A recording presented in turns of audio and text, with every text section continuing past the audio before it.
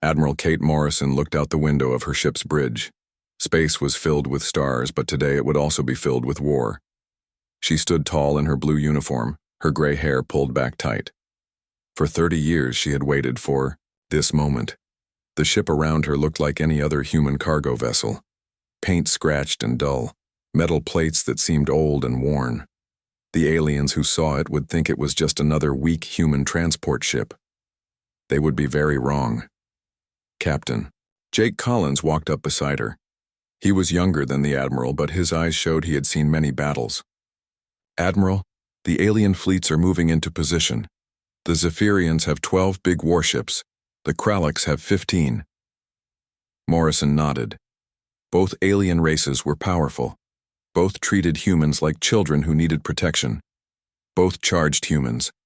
High prices for that protection. Today that would change. Lieutenant Amy Foster sat at her communication station. Her fingers moved quickly over the controls. Admiral, we're getting emergency calls from our mining colony. The Zephyrians are telling all humans to leave the planet. They say they will start bombing in 12 hours. This was how it always went. Aliens would fight each other and smaller species like humans had to run away. Human colonies would be destroyed or abandoned. Human miners, farmers, and families would lose everything they had worked for. Morrison had watched this happen too, many times. She remembered the first time aliens had come to Earth. Humans had been so excited to meet other intelligent life. The aliens had seemed friendly at first. They offered to share technology and protect Earth from dangerous species. But the protection came with a price. Humans had to follow alien rules. Human ships could only go to certain places. Human colonies could only be built where aliens allowed. Human technology had to be approved by alien councils. For 30 years, humans had played along. They acted grateful. They acted weak.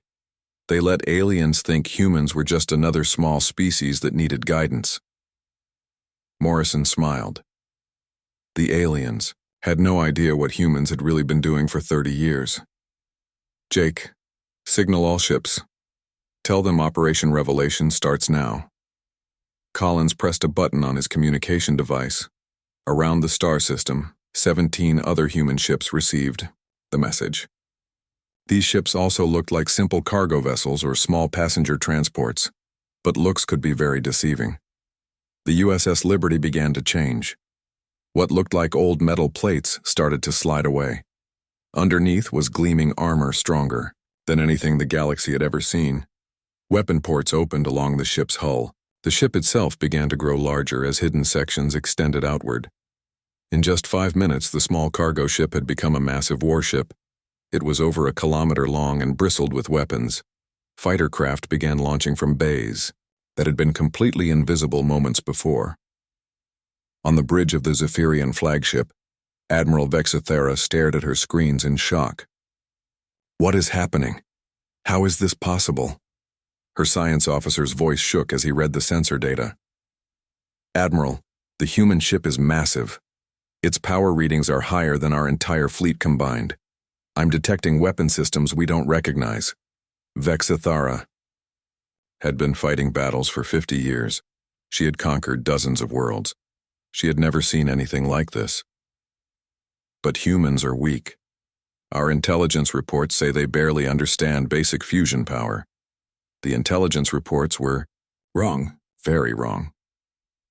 Dr. Lisa Parker stood in the Liberty's engineering section, watching power flow through systems the aliens couldn't even imagine. For 15 years, she had been working on these ships in secret. Every piece of alien technology humans had been given, she had studied it, improved it, and made it better. Humans were good at taking things apart and putting them back together in new ways. While aliens saw technology as fixed and unchanging, humans saw it as puzzles to be solved and improved. The ship's shields came online. They didn't just block enemy weapons. They could adapt and change to stop any attack. The engines didn't just make the ship fast. They made it nearly impossible to track or hit. Commander Greg Miller watched from the tactical station as enemy ships moved toward them. The Zephyrians were confident. They thought one alien warship could easily defeat what they still believed was a human cargo vessel. They were about to learn how wrong they were. The first Zephyrian attack came quickly. Bright plasma beams shot across space toward the Liberty. In any normal battle, those beams would have destroyed a human ship instantly. Instead, they hit the Liberty's shields and simply disappeared. The energy was absorbed and redirected harmlessly into space. The Zephyrian captain couldn't believe what he was seeing. Impossible. Our plasma cannons can destroy any known shield. Morrison's voice came over the communication channels, reaching every ship in the system. Her words were calm, but carried the weight of 30 years of planning. This is Admiral Kate Morrison of the Earth Defense Fleet. For 30 years, we have watched stronger species attack weaker ones. We have been patient. We have been learning. Today, that patience ends. The Liberty's main weapons fired for the first time. These weren't energy beams like alien weapons. These were solid metal projectiles moving at incredible speed. The aliens had never seen anything like kinetic railguns. The metal slugs punched through Zephyrian armor like it was paper. 3 enemy ships were disabled in seconds, their crews alive, but their ships powerless. Both alien fleets stopped moving. For the first time in galactic history, humans had shown they were not the weak species everyone believed them to be. On her bridge, Morrison allowed herself a small smile. 30 years of pretending to be weak was over. Now the real work could begin. Commander Rick Hayes watched the tactical screens with satisfaction. The first alien attack had failed completely. Now it was time to show the galaxy what human technology could really do. The USS Liberty's fighter bays opened wide. Small craft began pouring out like angry wasps from a disturbed hive. But these were not the slow, clunky fighters the aliens had seen humans use before. These new fighters were sleek and fast, moving through space like silver arrows. Captain Nina Bell sat in the cockpit of the lead fighter. Her hands moved over controls that responded to her thoughts as much as her touch. Next to her, an artificial intelligence partner calculated attack patterns faster than any alien computer could. "Match. Guardian Wing, follow my lead," she said into her radio. Behind her, 24 other fighters formed up in perfect formation. They moved together like a school of fish, each one knowing exactly where the others would be. The aliens had never seen anything like it.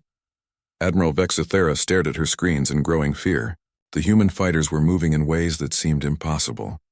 They changed direction without slowing down. They attacked from 3 different angles at the same time. Her gunners couldn't even get a target lock on them. "How are they doing this?" she demanded from her science officer. The science officer's voice was shaking. "Admiral, I think they're using some kind of shared intelligence system. Each fighter knows what all the others are planning to do. They're not fighting as separate ships. They're fighting as one giant mind." That was exactly right. While aliens had developed artificial intelligence, they had made it work like their own minds. Slow, careful, and predictable. Humans had done something different. They had created AI that could learn and change in the middle of a battle. Dr. Lisa Parker had spent years working on this system. She called it the Guardian Network. Every human ship, every fighter, every weapon was connected. When one pilot learned something new about the enemy, every other pilot knew it instantly. The Kralak fleet decided to attack while the humans were busy with the Zephyrians. War Chief Garex commanded his ships to charge forward with their powerful energy weapons ready. "The humans are distracted," he told his captains. "We will destroy them quickly and claim this system for ourselves." But the humans were not distracted at all. Commander Hayes had been watching both alien fleets from the beginning. The Guardian Network had been tracking every alien ship, every weapon, every possible move they might make. "Incoming Kralak vessels," Hayes announced calmly. Switching to Defense Pattern Beta, the Liberty's weapons turned toward the new threat. But these were not normal ship weapons. Humans had spent 30 years studying alien armor and shields. They had learned exactly how to break them. The first human shots were different from anything aliens had ever experienced. Instead of energy, beams that could be blocked by shields, the humans fired solid metal bullets moving faster than light. The aliens called them kinetic weapons, but they had never seen any this powerful. The metal slugs hit the first Kralak ship and went straight through its armor. The ship didn't explode. It simply stopped working.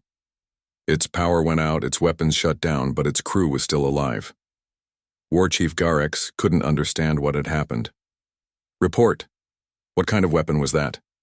His damage control officer was confused too. Sir, they punched holes through our armor, but they didn't try to kill us. The shots avoided all crew areas. It's like they knew exactly where everyone was standing. They did know. The Guardian network could scan through alien ship hulls and see where every crew member was located. The humans were winning battles without killing anyone. This confused the aliens more than the advanced technology did. In their experience, war meant death and destruction. The strong destroyed the weak. That was how the galaxy had always worked. But humans were playing by different rules. Captain Bell's fighter squadron danced around the alien ships like dolphins playing in ocean waves. Her weapons disabled enemy gun turrets and shield generators, but she was careful not to hit crew quarters or life support systems. "This is strange," her AI partner said in her earpiece. "The aliens seem surprised that we're not trying to kill them." "That's because they don't understand humans yet," Bell replied. "We don't fight to destroy, we fight to protect." Back on the Liberty's bridge, Admiral Morrison watched the battle unfold exactly as her strategists had planned.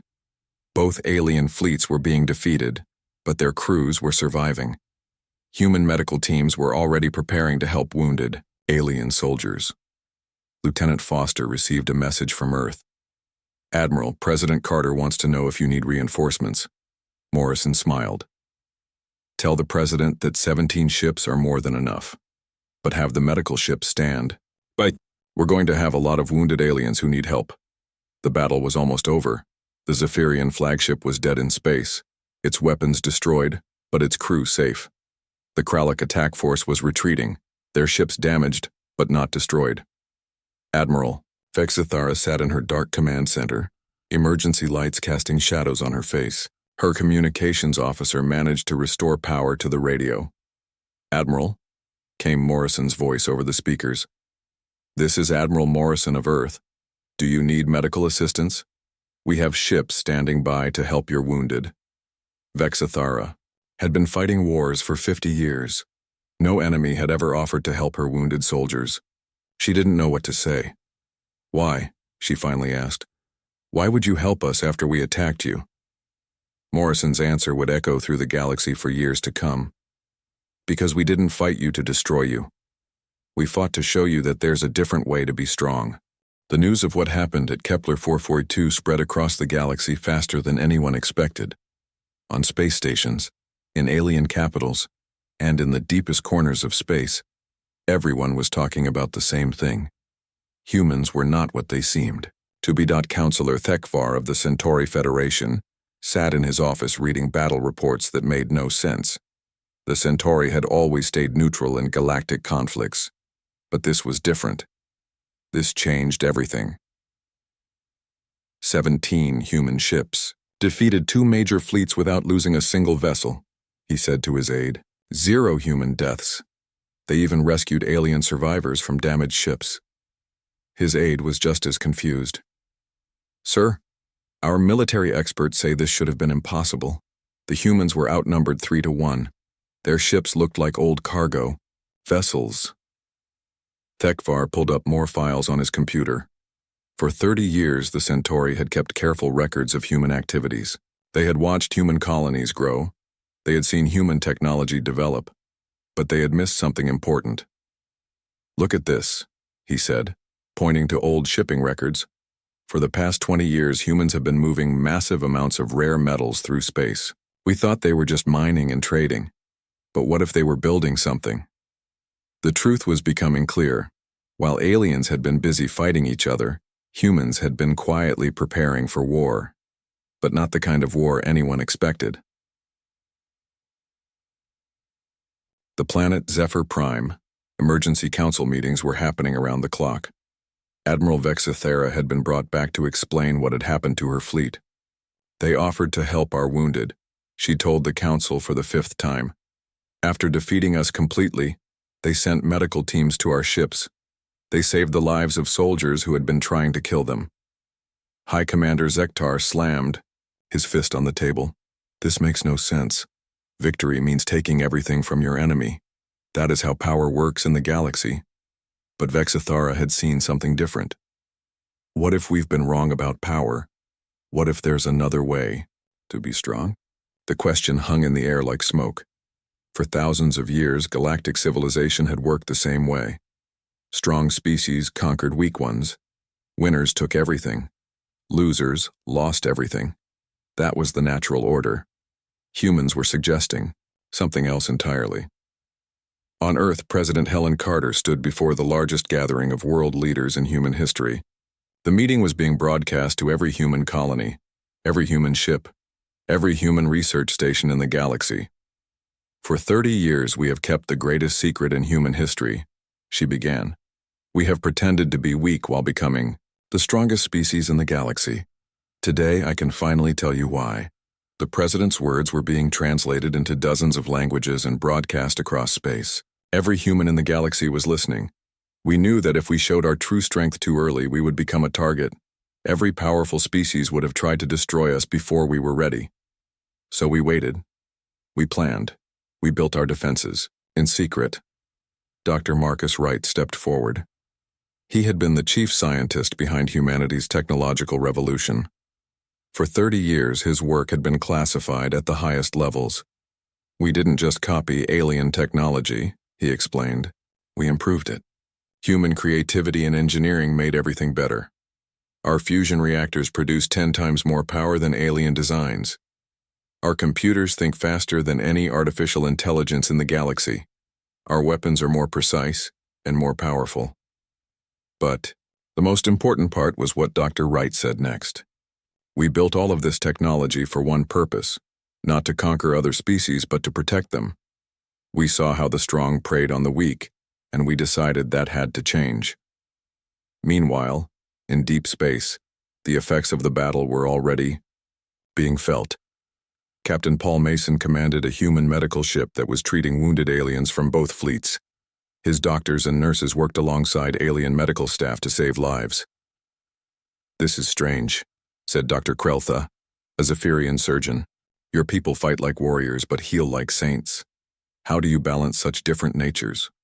Dr. Sarah Kim, the ship's chief medical officer, smiled as she worked on a wounded Krallic soldier.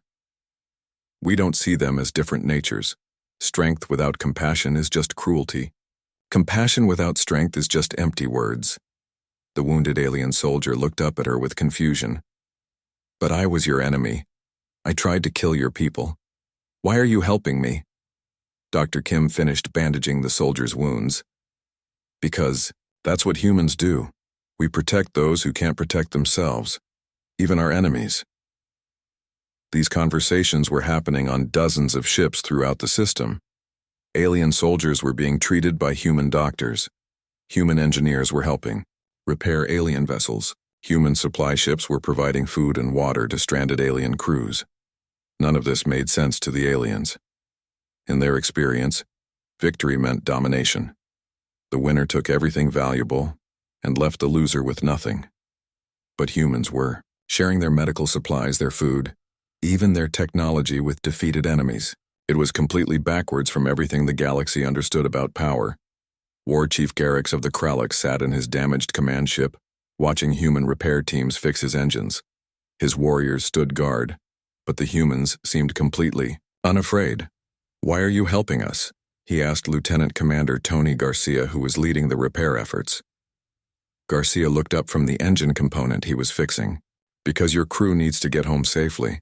Because your families are waiting for you, because that's what decent people do. Garrix had conquered 17 worlds in his career. He had enslaved entire populations. He had never met anyone who would help their enemies get home safely.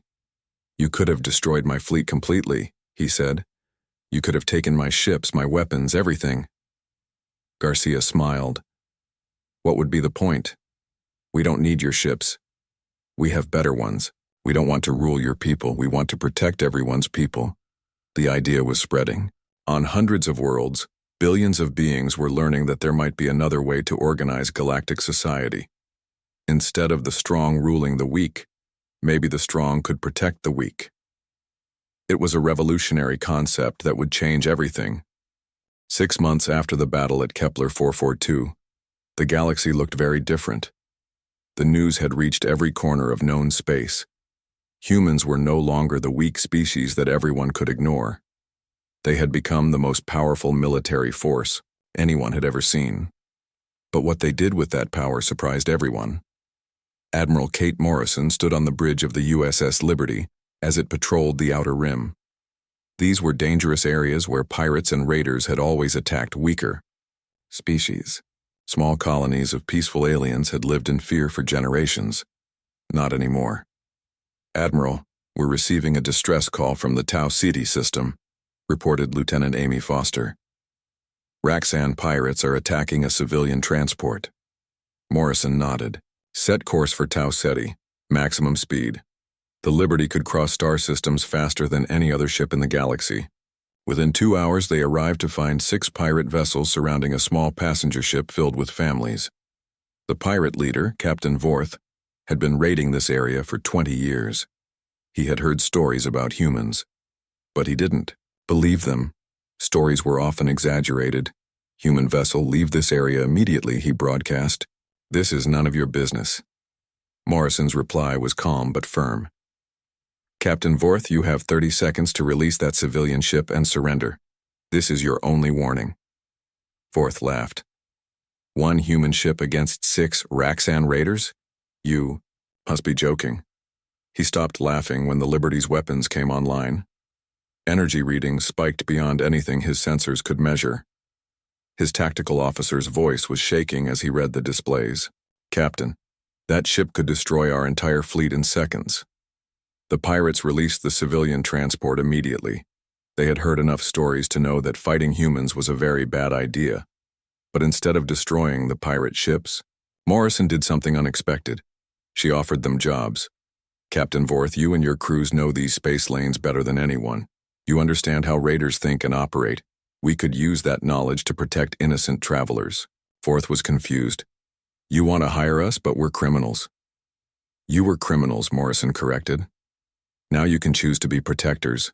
The pay is better, and you won't have to worry about being hunted by law enforcement." Within a month, half of Vorth's crews had joined the Human Defense Forces. The other half had simply stopped pirating and found honest work. Word spread quickly through the criminal underground. Attacking ships in human-protected space was pointless and dangerous. On the Galactic Council station, emergency meetings had been going on for months. Representative after representative stood up to speak about the human situation. Councillor Zek of the Alteran Collective was frightened. "They have the power to conquer the entire galaxy. What's stopping them from making us all their slaves?" But Councillor Thekvar of the Centauri Federation had been studying human behavior carefully. "Look at what they've actually done.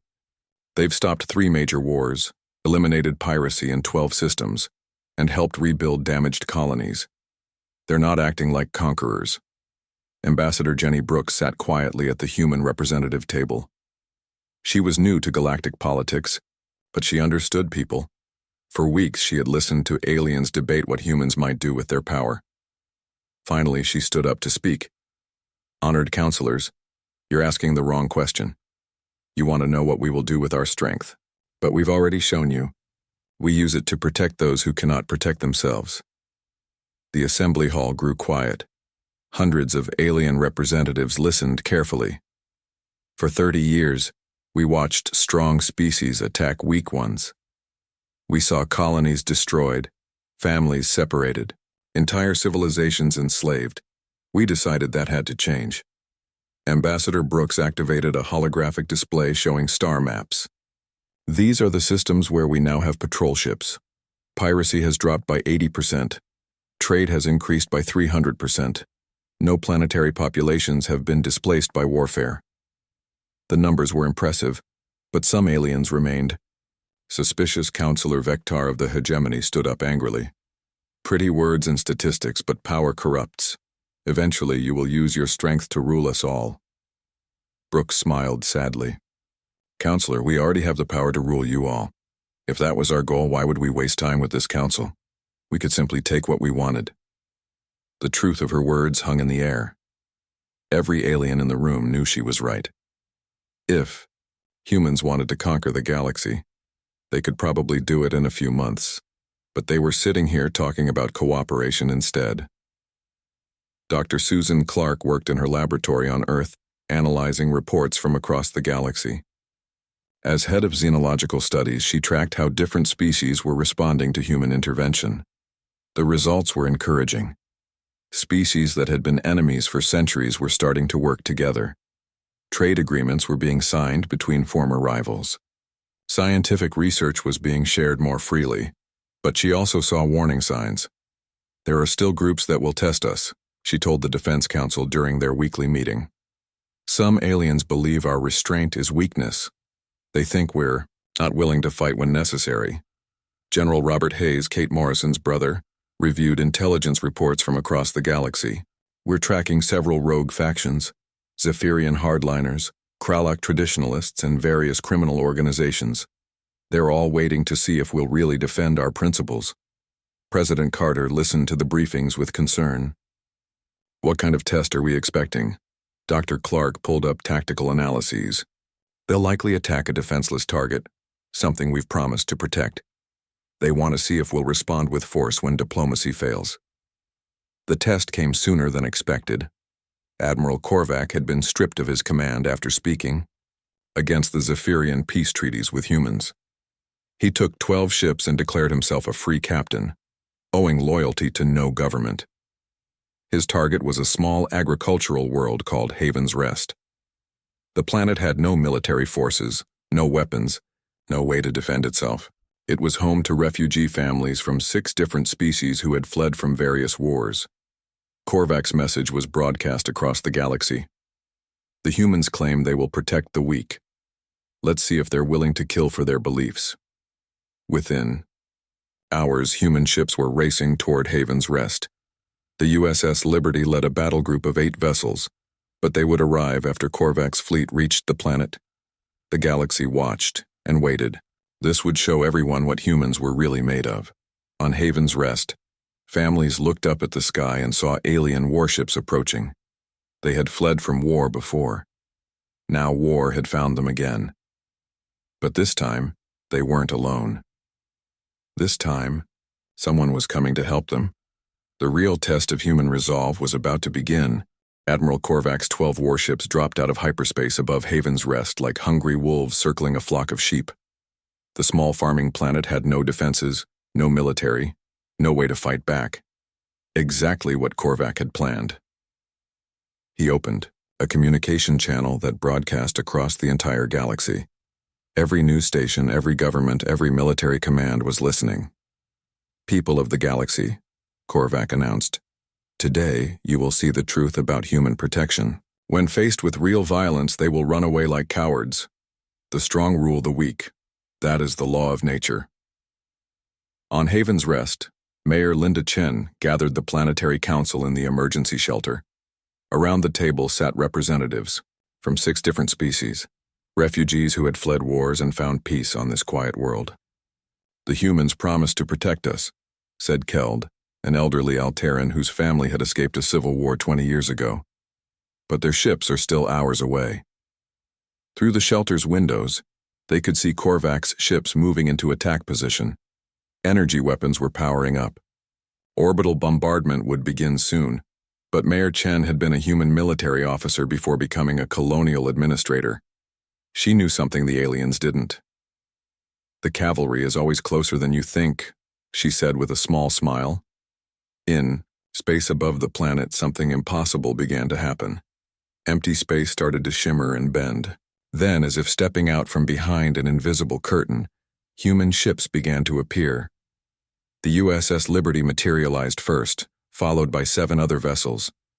They hadn't traveled through hyperspace to get here. They had been hiding in normal space, completely invisible to all sensors.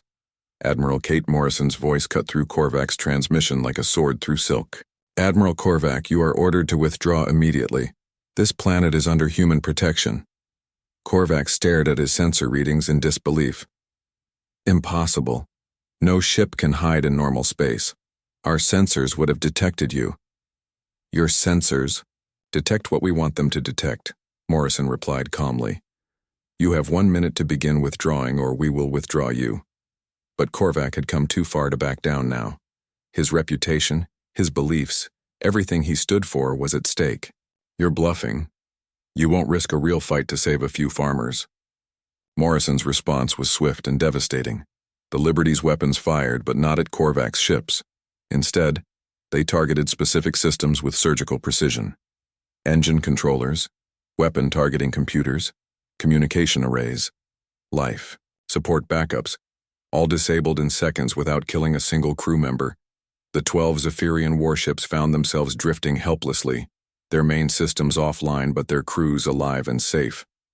How? Korvac whispered, staring at his dead control panels. Commander Rick Hayes answered from the Liberty's tactical station.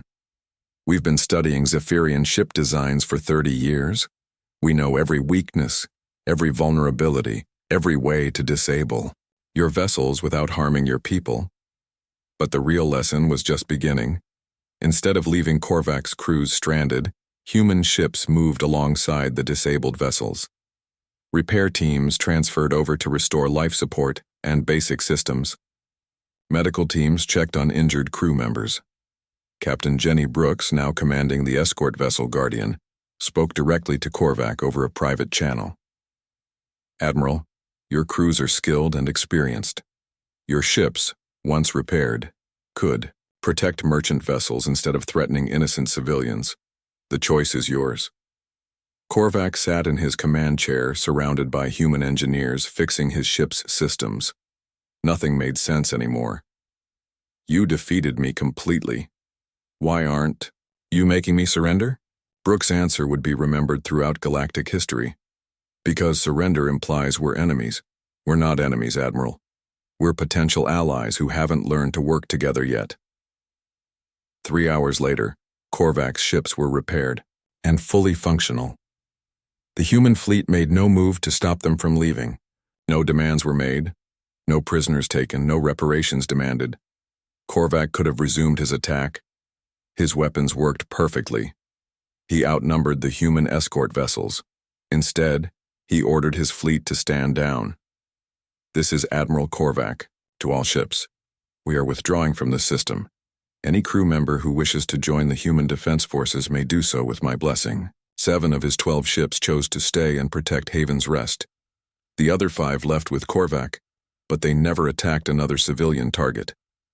The galaxy watched in amazement as the crisis ended without massive destruction, without thousands of deaths, without the usual aftermath of war. Humans had won through strength, but they had also won through mercy. President Helen Carter addressed the Galactic Council 1 year after the Battle of Kepler 442. The assembly hall was packed with representatives from over 60 species, including many who had never dared to speak in galactic politics before. We stand at a crossroads, she told the assembled delegates. We can continue the old ways where the strong prey upon the weak and might makes right, or we can build something better together. Behind her, holographic displays showed the results of 1 year of human protection. Piracy down 90%. Interspecies wars at their lowest level in recorded history. Trade and cooperation at all-time highs. We don't want to rule the galaxy, Carter continued. We want to protect it. We want every species, no matter how small or peaceful, to have the chance to grow and prosper without fear. Counselor Thekvar stood up from the Centauri delegation. The Centauri Federation formally proposes the establishment of the Galactic Defense Alliance with shared responsibility for protecting all member worlds. One by one, representatives from dozens of species stood to support the proposal. Even former enemies were working together. Ambassador Mary Davis watched from the human delegation with quiet satisfaction. She had spent the past year building relationships, negotiating agreements, and showing alien diplomats that humans could be trusted with power. We've given them something they never had before, she reflected to her aide. Hope that strength doesn't have to mean cruelty. That protection doesn't have to come with domination. Outside the council station, mixed crews of humans and aliens worked together on construction projects. Former pirates served alongside former military officers. Scientists from a dozen species shared research on new technologies. The galaxy had learned that there was indeed another way to be strong. Humanity had proven that the greatest power was not the ability to destroy, but the wisdom to protect and nurture. The hidden supercarrier that had shocked the galaxy had become the symbol of a new age, an age where strength served justice, where power protected the innocent, and where even the smallest voice could be heard among the stars. The galaxy would never be the same. And that was exactly what humanity had always hoped for.